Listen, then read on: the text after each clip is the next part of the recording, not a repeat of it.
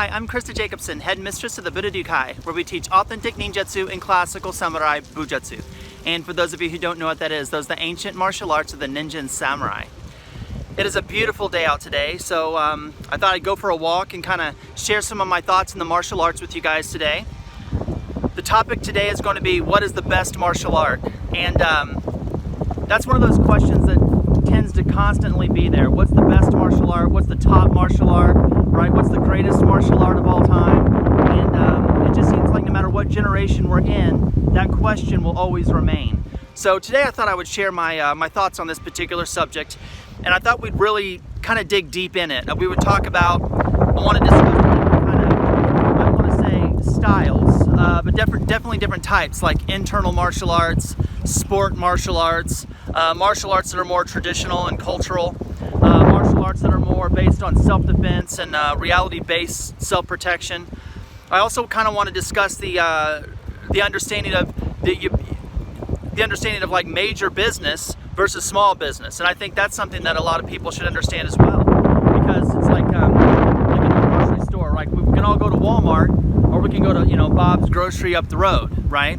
And I think that mindset is also something that you should think about when you're trying to choose what's the best martial art. So we're going to kind of talk about all these different ideas of this particular topic today, and in this particular in this video. Before we begin, I just want to say that if you guys are interested into classical or traditional Japanese martial arts, specifically Koryu of the ninja and samurai, and you guys would like to train in that type of martial art, please check out my website at www.budo-ninjutsu.com. There you can get a list of our schools, the principles and philosophies of what we do. If you don't live next to one of our schools, you could join the online Ninjutsu dojo. Again, it's all on the website. Also, if you guys are just interested in classical or traditional Japanese martial arts, or reality-based self-defense, self-protection, or just martial arts philosophy in general, make sure you guys subscribe to my YouTube channel. Don't forget to hit the little bell icon. That way you guys can get the notifications. I do try to put up 2 to 3 videos a week, and discuss various thoughts and things that are going on within the martial arts community. Okay, so here we go. Let's tackle the question: what is the greatest martial art? Now, for those of you guys who are not wanting to sit through this whole damn video, because usually this walk that I go on it takes me about 20 minutes to get around it. This little path that I go around. If you guys don't want to watch a 20-minute video, then I can just save all of you guys, another 17 minutes or so, and just say the best martial art is the one that you choose. That's the best martial art. But that's something that I think everyone says, but I don't think that people really understand what that means. Because of course, whatever martial art you're doing is the martial art that you're doing, and most people are going to support what it is that they're doing. Nobody's going to say, oh, I study Taekwondo, and I know it's absolute shit, but I study Taekwondo, but that school up the road, they're way better than the school that we're at. No one's going to do that. Absolutely no one's going to do that. So when you ask someone what's the best martial art, you're automatically going to get a biased opinion, because everybody who's in martial arts will always support the martial art that they're in. There's that. That is a fact. So then you get online, and if you get online and you Google, okay, what's the best martial art? No matter what martial art or information you get, you're always going to get it from a perspective of the individual that's in that martial art. So what you have to do is you have to kind of separate all the bullshit, take the identity off of it, and figure out, okay, well, what is the best martial art for me?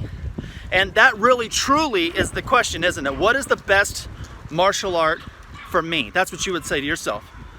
Like for me personally, I teach authentic Ninjutsu and classical samurai Bujutsu. I teach the ancient martial arts of the ninja and samurai. So I'm teaching the type of martial arts that was taught at that time period, and the warring period. A lot of people aren't into that kind of thing, and but we'll kind of get to that a little bit more later on in the video about that. But the first thing that I think someone should do when they're kind of determine what's the best martial art, the first thing you should determine is, what do you want out of it, right? That's the first step. What do you want to do? Do you want martial arts for fitness? Do you want martial arts for self-defense? Do you want martial arts for enlightenment? Are you wanting to do internal martial arts that are more they're more predicated on trying to make yourself build a better character, you know, better self-esteem or self-image, things of that nature. I think most martial arts will have fitness, some type of workout attached to it at some level, I would think, I would hope. Of course, there are martial art teachers out there that absolutely shit. And that is true too. So once you choose what you're wanting to do, I want to throw a footnote here before I move on with this. You know, there is no martial art better than another. They're all different, right? And they all have their own purpose. They all have their positives and negatives. They all have the things that they excel in, and they all have things that they don't excel in, right? And that's an absolute truth. That goes with any type of art or athletic event that you're going to become involved with. So when you're determining the type of martial arts that's the best martial art, the first thing you want to do is determine what is it that I want out of the martial arts. And once you determine what it is that you want out of it, then you start going down these different paths. The first path that you're going to have to go down, right? You're walking down this road and you're like, okay, I want to go down one of these three paths. And those three paths are going to be internal martial arts, which is more like meditation, tai chi, yoga, all these different types of internal stuff, right? They have no real combative or self-defense. And I know people who are in Tai Chi will probably disagree with me, and that's okay. You guys can disagree with me, but their main focus isn't like, you know, putting your dukes up and taking one on the jaw and then learning how to go against a gun or a knife, someone trying to knife you on the end of the block, right? You got your internal martial arts, and those are the ones that are going to be based on that. They're trying to meditation, chakra, flexibility, this sort of thing, right? And they probably have a touch of combat self-defense or a touch of fighting technique. Then in the middle road, this road here, what you guys got is like self-defense stuff. They have a little bit of internal, but they tend to focus more on self-defense. You know, against a knife, do this. Against a stick, do this. Against a gun, do this. They probably do a lot of bag work. They probably have a lot of fitness and workouts and all that kind of stuff. Then you go one more over, and then you got sport martial arts. And those sport martial arts are the ones that are more hardcore in the sense of now you're going to be competing. MMA, kickboxing, some of the various different karate styles that do tournament fighting. Now there are some forms of karate that are internal. There are some form of karate that are more right here, self-defense, and there are some forms of karate that's really hell-bent on sport. So just because it's a type of martial art, you got to stay clear of that. You got to look for the one that you're looking for, right? So then you get to this side over here, and those are what we call your traditional martial arts. The ones that are the ancient teachings of war that were made and developed and devised in the time of war. We call it Koryu. You also have just traditional martial arts that were not developed in the age of war, which we would call Gendai Budo. So you're going to come down the road and am I want to do internal martial arts? Do I want to do martial arts that's just based on self-defense? That's it, self-defense. Do I want to do martial arts that's based on sport? Do I want to do a Koryu martial arts that are based on like the age of the warrior, the age of the samurai, the age of whatever? I guess there's 5, my bad. And then on this one, it's the traditional martial arts that they're really hell-bent on traditional customs, right? So I'm going to give you an example of each one of these 5, and then we're going to get to the next part. Over here, you would have things like Tai Chi, right? A martial art that is really into the internal aspects. Then you kind of move over here. So you got martial arts that are like self-defense driven, that are based on just practical self-defense, not so much traditional kata. So maybe like an example would maybe be like a Krav Maga, right? Or something like that, or various forms of karate. Then you have in the middle over here, we got the sport martial arts. And the sport martial arts are the ones that you compete in. And again, there's various different types of competition. So that can range from anywhere between karate tournaments, kickboxing, MMA, boxing, whatever, right? Judo has the Olympic style judo, or Taekwondo is Olympic style Taekwondo. So you got your tournament fighting martial arts, type of tournaments that you want to compete in. Then you move one over, then we've got traditional and cultural martial arts. And the traditional and cultural martial arts generally have They tend to have a focus on self-defense, like we talked about the self-defense ones over here, like an example of Krav Maga. But this group over here tends to have a strong focus on tradition and culture, like your various forms of like Aikido or some types of karate and things like that. So it's not just self-defense, it's tradition and culture of Japan. Then, on your fifth one, we're having Koryu. And that's the type of martial arts, the age of the warrior, what the samurai and ninja did, or whatever type of martial art that you're doing that fits in that era. The ancient, we call them the ancient martial arts. In Japanese, we call that Koryu Bujutsu or Koryu Ninjutsu. Just like the traditional martial arts is called Gendai Budo.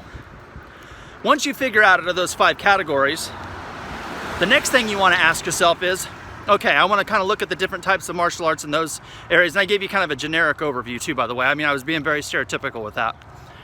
But once you determine what it is that you're wanting to do, then you have to ask yourself the next question. What is available in my area? Is it available? Is it not available? Is online training available? Is it not available?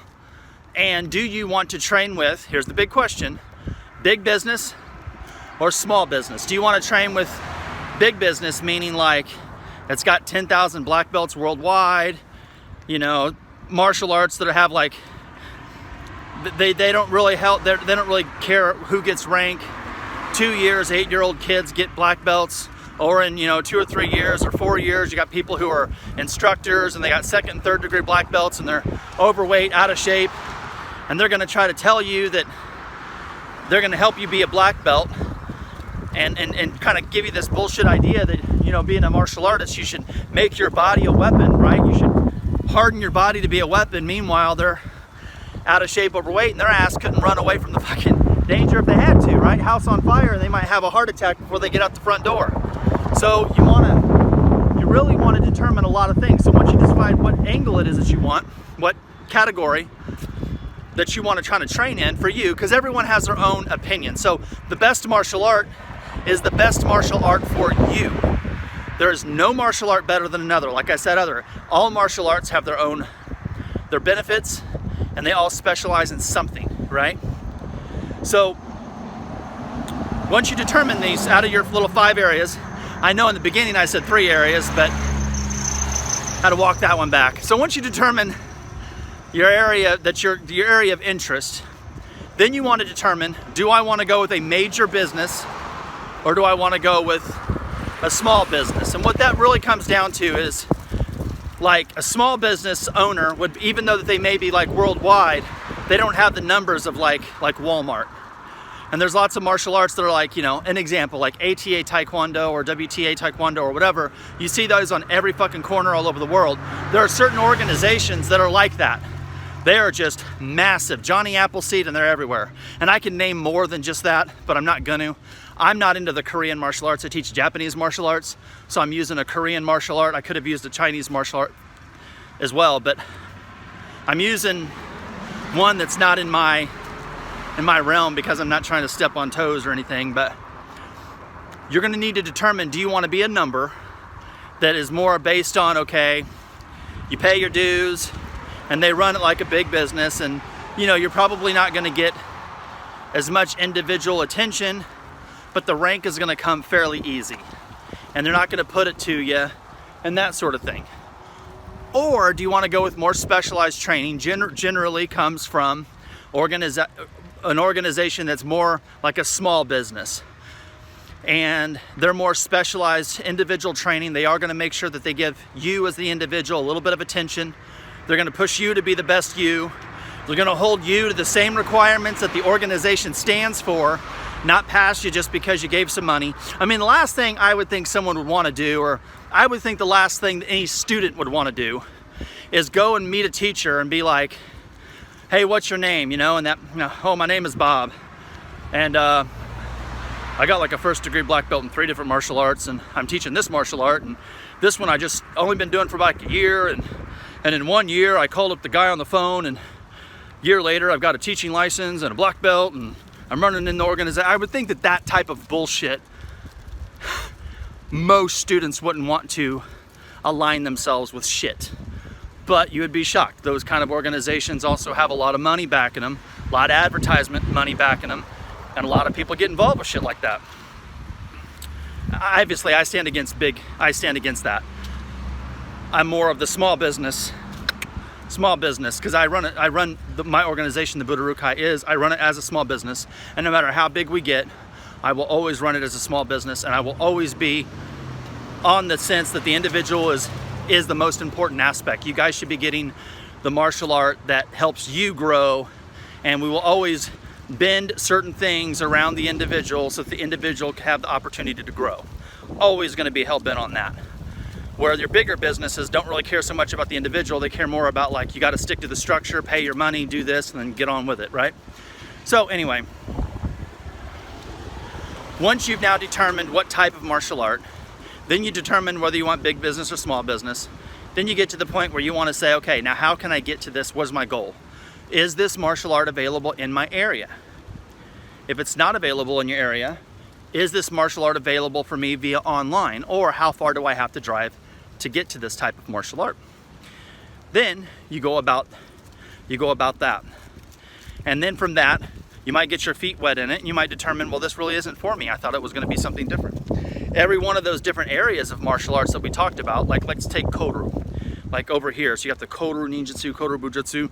There's so many different, organizations and small businesses, so many different types of martial arts, so many different opportunities for people to train in that type, that you don't have to just say, well, this is my only option. There's always other options. You don't have to stick with something just because you're there, right? But if you do it and you don't think that it's for you, you might want to try something that's in that particular category, or you want to do something that's in a different category, because maybe when you got involved, you're like, well, I thought internal training was this because I watched a movie, and then I got involved and I'm like, it's not what I thought it was.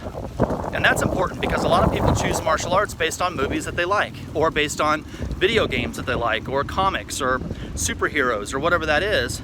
And when you base the martial art training that you want to do based on a fantasy, when you get involved from a reality perspective, you determine that it's not actually what you thought it was. And sometimes that does kind of bite people in the ass a bit, because they're like, damn, well then I thought that movie was more accurate and true to form than what it really was. And you'd be shocked at how many movies do not actually portray the martial art that they have in their particular movie in a, I don't want to say authentic, but definitely in a genuine perspective, right? So as far as your guys' training, I think those are the things that you'd want to ask yourself. The next thing that I think is important is when you're asking yourself those questions, you should make sure that you check certain things off the list. You do not want to have an instructor that can't do what they say they can do. You don't want to have an instructor that, like I said, is like the big old overweight, out of shape, yelling at you to do push-ups. I just don't think that that's, I would think that you would want to have an instructor that can do what they're asking you to do. Now, don't get me wrong.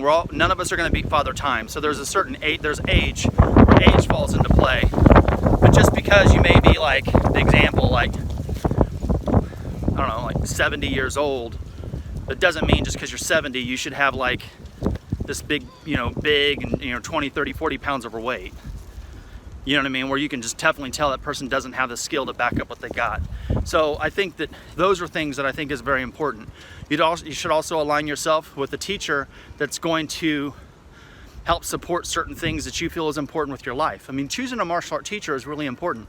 And one reason that I try to make so many videos on YouTube and Facebook and all this kind of stuff is I try to stay as close and interact with as many students as I can in my organization, so that my students can get to me if they ever have a question.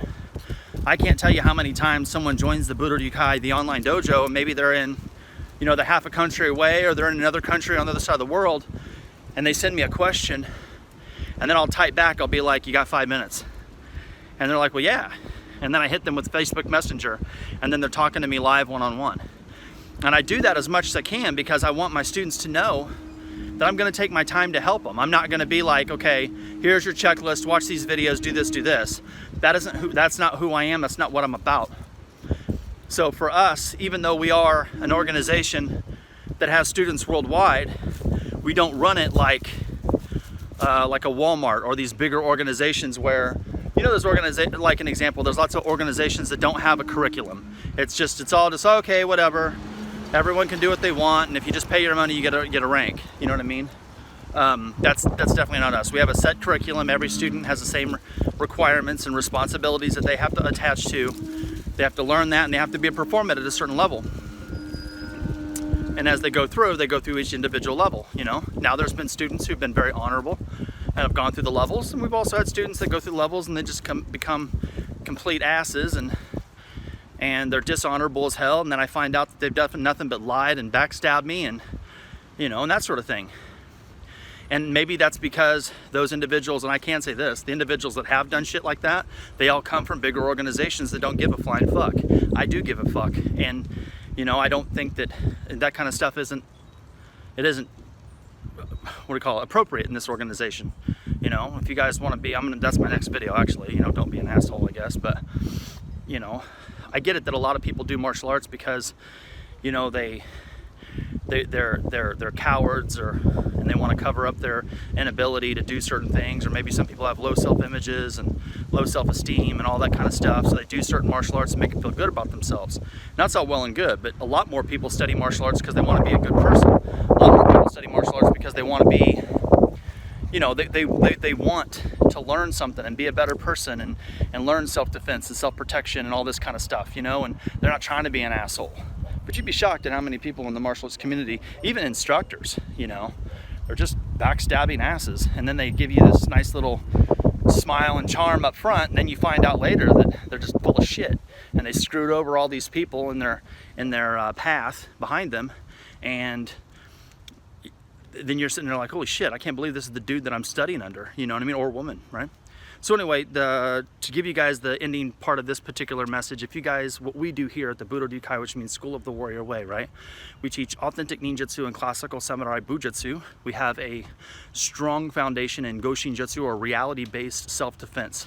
So that goes from every angle possible that's going to fit in the world we live now. So even though we are a school that's very hell-bent on tradition, culture, kuden, the old teachings of the ancient ninja and samurai, we also want to make sure that our other foot is in reality-based self-defense. And I know a lot of people say, oh, I teach reality-based self-defense, but they don't. You would think that all self-defense would be reality-based because they say self-defense. Well, just because it's self-defense doesn't mean it's reality-based self-defense. I just want to be the first one to tell you, most of these people, these self-defense instructors, are full of shit. They teach you something flashy because they see it in the movies and it's easy, and then they make money, and because they make money doing what it is that they're doing, then they just go with it, even though they know that what they're teaching isn't really going to work. But anyway, let's get to the ending result of this. What we do is we teach the traditional martial arts, and we teach reality-based self-defense. That is what it is that we do. We're not just classical, we're practical. And if you guys are interested in authentic ninjutsu and classical samurai bujutsu, please check out my website. It's going to be in the description below at budoninjutsu.com. There you can get a list of all the skill sets that we do, philosophy of the school, and a list of our schools. If you don't live next to one of our schools, you can always join the Budo Dukai online ninjutsu dojo, and you can start your training that way. So thank you guys very much for all love and support. I deeply appreciate it. But the answer to what's the best martial art, the best martial art's the one that you're doing. You know, and if you find one that you like, and you find one that you truly fits you, then do it. And so many times people, they do all these different types of martial arts, and that's just simply because they haven't found the one that's them yet. They haven't found the one that's home.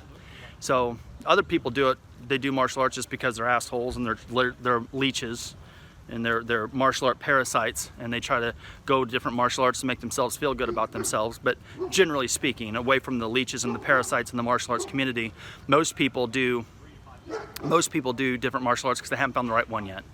So what's the best one? The one for you, the one that you like, the one that you enjoy, the one that stands for what you stand for, the teacher that's going to help you do what you do and provide you with the training and the teachings and the techniques needed to protect you and your family and to make you a better person.